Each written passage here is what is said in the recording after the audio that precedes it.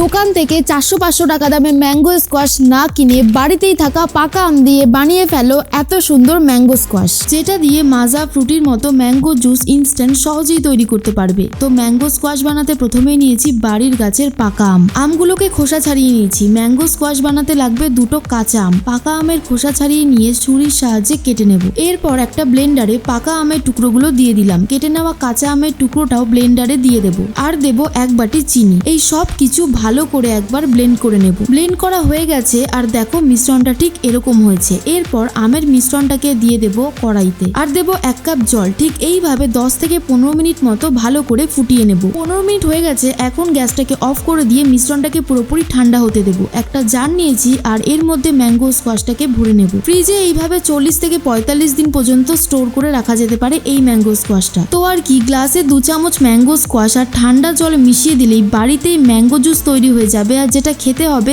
দোকানের ফুটির মতোই। আর এই ম্যাঙ্গো স্কোয়াশ দিয়ে যখন খুশি মন চাইবে তোমরা যে কোনো ম্যাঙ্গো ড্রিঙ্কস বানিয়েই খেতে পারবে।